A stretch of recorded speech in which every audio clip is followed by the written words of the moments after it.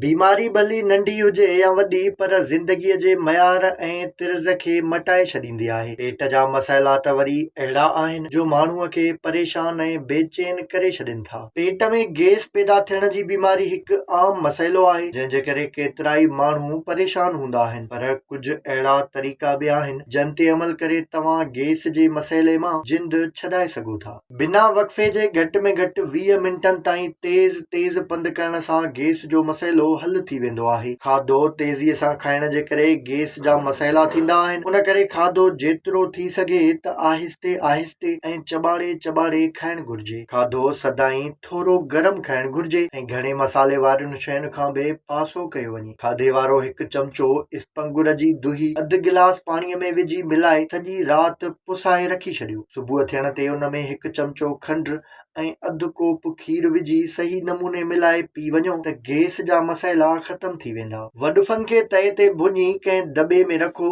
उन्हनि खे सुबुह मंझंदि ऐं शाम जो हिकु चमचो इस्तेमालु कयो त गैस जो मसइलो ख़तम थी वेंदो। ग्रीन टी में नंढा फोटा मिलाए ॾींहं में 2 भेरा पीअण जो अमल गैस जो बहितरीन इलाज आहे। कची मूरी खे सलाद तौरु लगातार इस्तेमालु कजे त आहिस्ते आहिस्ते गैस ख़तम थी वेंदी। जंहिं वक़्तु बि गैस जे करे कंहिंखे का तकलीफ़ थिए त नंढे फोटनि जी फकी पाणीअ जे हिकु गिलास में विझी पीअण सां उन जी तकलीफ़ फौरी तौर ते घटिजी वेंदी। जन मर्दनि ऐं औरतुनि खे गैस जो मसइलो हुजे त उन्हनि खे घुर्जे त उहे तरियल ऐं फ्राई थियल शयुनि खां पासो कनि। अहिड़ियूं शयूं पेट में गैस जो सबबु बणबियूं आहिनि। पंहिंजे खाधनि में हेड जो इस्तेमालु घणे खां घणो कयो। हेड गैस जे ख़ात्मे जो बहितरीन ज़रियो आहे। पाणी घणे खां घणो इस्तेमालु कयो। पाणी गैस जे मसइलनि सां गॾोगॾु ॿियनि बि केतिरियुनि ई बीमारियुनि खे थियण खां रोकींदो आहे। खाधे खां पोइ पाणी न पीओ ऐं थोरी देरि ताईं पंधु ज़रूरु कयो। उॿारियल पाणीअ में सुंड जी पाड़ खे धोई विझो ऐं पाणीअ खे वरी ॿीहर उॿारियो। उन खां पोइ उन में थोरे मिक़दार में माखी विझी इस्तेमालु करण सां गैस जा मसइला ख़तम थी वेंदा आहिनि। सुंड या थूम जो सूप बि गैस जे सूर जो बहितरीन ऐं